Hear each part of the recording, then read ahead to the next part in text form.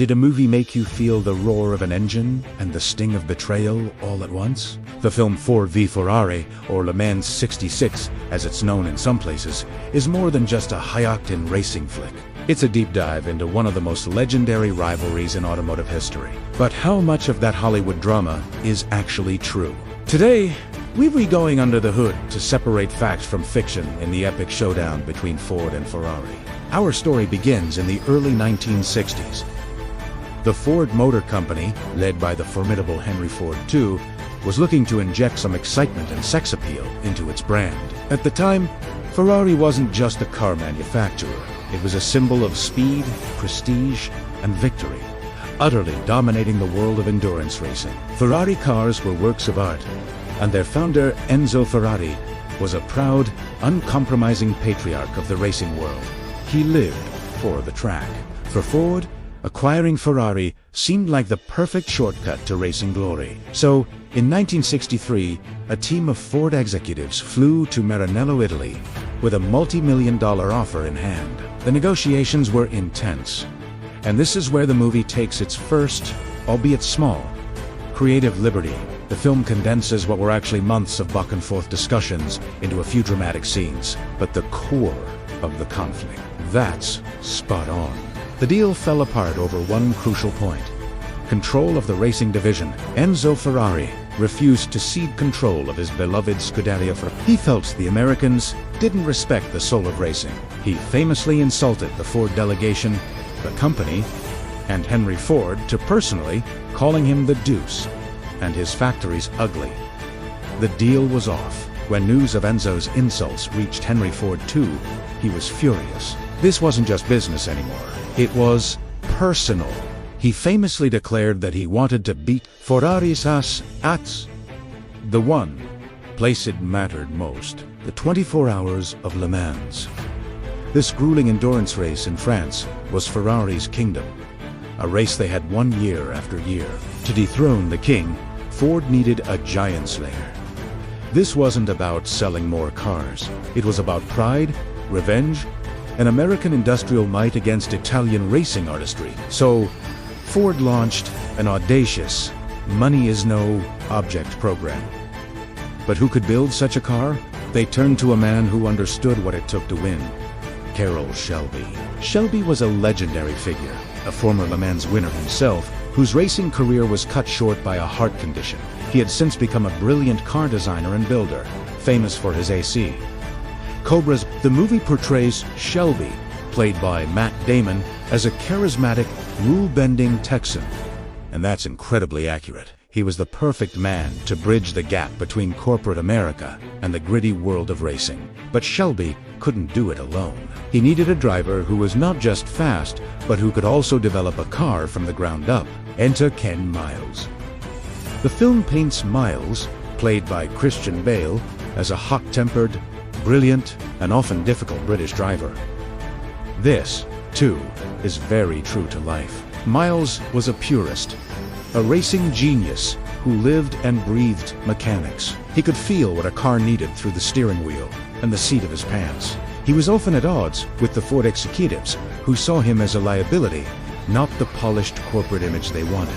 The dynamic between the pragmatic Shelby and the passionate Miles is the heart of the film, and it reflects their real-life relationship. They were a team, often fighting the corporate bureaucracy as much as they were fighting Ferrari. Their weapon of choice was the Ford GT40. The GT stood for Grand Touring, and the 44 its height in inches. Developing this car was a monumental challenge. The initial versions were dangerously unstable at high speeds. The film shows the dramatic testing, the crashes, and the constant engineering battles, which were all very real. Miles and Shelby worked tirelessly, pushing the car and themselves to the limit. They faced setbacks at Le Mans in 1964 and 1965, where the GT40s suffered from mechanical failures, proving that just throwing money at a problem wasn't enough. You needed grit, ingenuity, and a little bit of luck. This all leads to the legendary 1966 24 Hours of Le Mans. Ford arrived not with one car, but with a full-scale invasion force of GT40 MKIs. They were determined to win at any cost. The race itself was a brutal war of attrition. The movie captures the tension, the speed, and the danger perfectly. The Ferraris started strong, but one by one, they broke down under the relentless pace set by the Fords.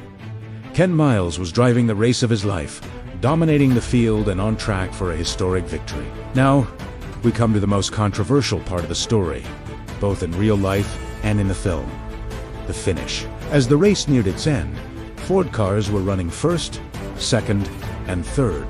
Ford executive Leo Beebe, wanting a marketing masterpiece, ordered the drivers to slow down and cross the finish line together in a staged dead heat. A three-car photo finish would be the ultimate symbol of Ford's total dominance. In the movie, Shelby is furious, but reluctantly tells Miles, who is deeply disappointed but agrees out of loyalty. In reality, the decision was met with confusion and anger in the pits. Miles was clearly the rightful winner, having driven a masterful race.